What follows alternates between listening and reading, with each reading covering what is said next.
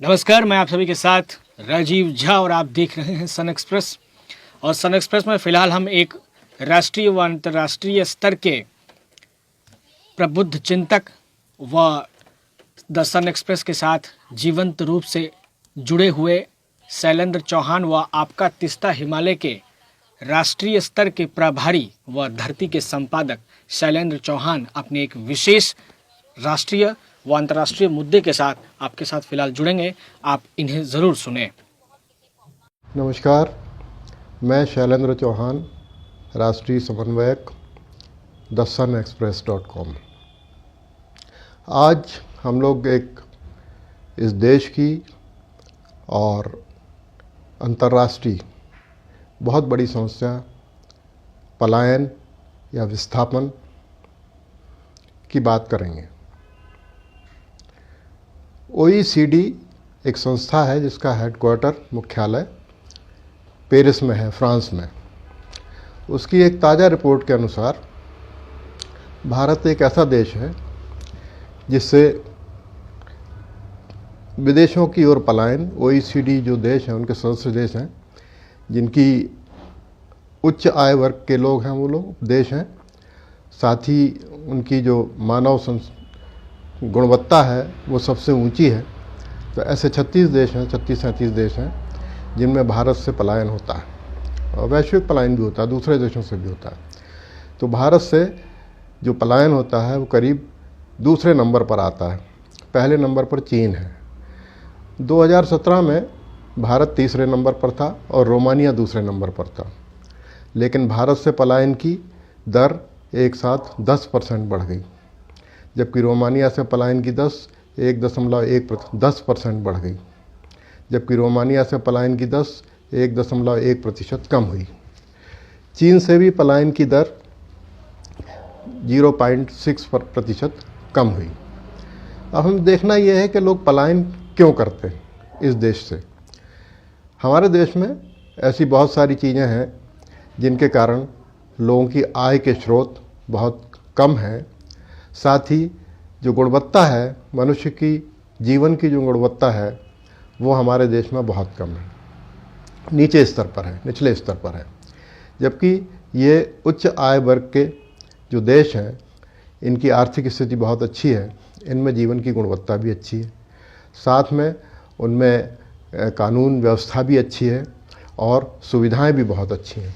तो इस तरह से हम देखते हैं कि एक अच्छे रोजगार के लिए, बेहतर जीवन के लिए हमारे यहाँ से लोग विदेशों में पलायन कर जाते हैं। इन पलायन करने वालों में सिर्फ पढ़े लिखे लोग ही नहीं होते जो अच्छी नौकरियों की तलाश में जाते हैं, बल्कि मज़दूर बहुत ज़्यादा तादाद में होते हैं जो हमारे पंजाब और केरल इन देशों से जाते हैं। ज़्यादातर लोग अमेरिका, कनाडा, UK या ऑस्ट्रेलिया की तरफ रुख करते हैं। लेकिन यह देखा जाता है कि खाड़ी के देशों में बहुत सारे लोग नौकरी करने जाते हैं, वहाँ वो पूरी तरीके से स्थिर नहीं हो पाते तो वापस भी आ जाते हैं। लेकिन इन देशों में वे लोग कोशिश करते हैं कि उनको नागरिकता मिल जाए।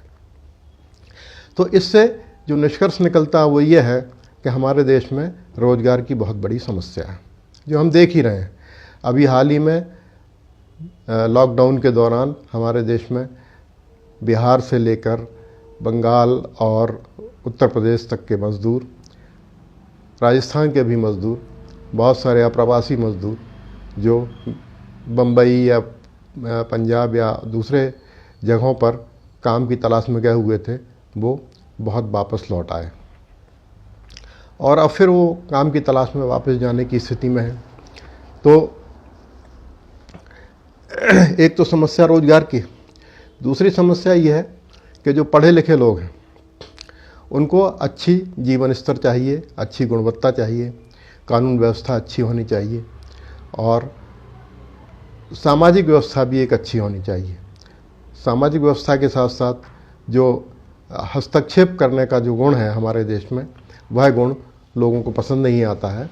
तो हस्तक्षेप करने का गुण कम से कम होना चाहिए, जिससे कि एक आदमी अपना स्वाभाविक विकास कर सके, साथ ही वो विकास के साथ साथ रोजगार की क्षमता को बढ़ा सके और सामाजिक क्षमता को भी बढ़ा सके, अपनी वैचारिक स्थिति को भी मजबूत कर सके। साथ ही यह भी ज़रूरी है कि हमारी जो आर्थिक स्थितियां हैं वहाँ जाकर बदल जाती हैं, वहाँ पर ज़्यादा रोज़गार परक व्यवस्थाएं हैं, साथ ही वहाँ पर आय के स्रोत भी अधिक हैं। तो हम देखते हैं कि उस स्थिति में मनुष्य के स्वभाव में भी स्वभावगत भी परिवर्तन आते हैं, उनकी संस्कृति में भी परिवर्तन आते हैं, उनके व्यवहार में भी परिवर्तन आते हैं और वे अधिक सुसंस्कृत तथा समाज के लिए अधिक उपयोगी नागरिक बनने की कोशिश भी करते हैं। क्योंकि हमारे यहाँ ढर्रा कुछ इस तरीके का है कि हमारे लोग सुसंस्कृत बनने की कोशिश कम करते हैं, बल्कि संस्कृतिहीन बनने की कोशिश बहुत अधिक लोग करते हैं।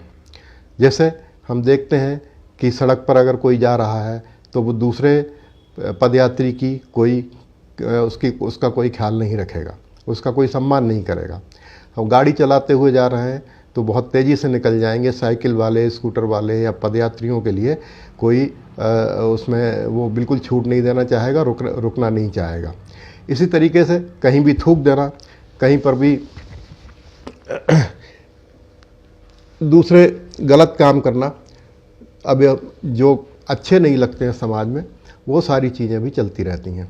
तो ऐसी स्थितियों में हम देखते हैं कि ये जो पलायन है, तो पलायन पूरी तरीके से मानसिक रूप से भी होता है, शारीरिक के साथ साथ। हमारे देश को लोग यहाँ पर हम बहुत राष्ट्रभक्ति के गीत गाते हैं, अपने आप को बहुत बड़ा राष्ट्रवादी समझते हैं, लेकिन पलायन करने वालों से पूछिए आप, वो राष्ट्रवादी ऊपर से बने रहते हैं, लेकिन अंदर से राष्ट्र के प्रति उनकी जो वफादारी है या उनकी जो प्रेम है वो एक थोथा साबित होता है। क्योंकि उन्हें उच्च जीवन स्तर चाहिए, अच्छी अर्थव्यवस्था के साथ उनका तादात्म्य चाहिए, अच्छी आय चाहिए, साथ ही जीवन शैली जो है या नियम कानून वाली शैली है, सुरक्षा जो है वो भी उन्हें अच्छी चाहिए। तो भारत में ये सारी कमियां हैं। इसके बावजूद हम लोग, बहुत सारे लोग भारत से बाहर हैं और नियमित जाते रहते हैं, फिर भी भारत लौटने के बाद या जो लोग भारत से विदेश जाकर विदेश के देशों को देखते हैं और वहाँ की स्थितियों को देखते हैं, अच्छी परिस्थितियों को देखते हैं, वो भारत आकर बदलाव करने की कभी इच्छा प्रकट नहीं करते।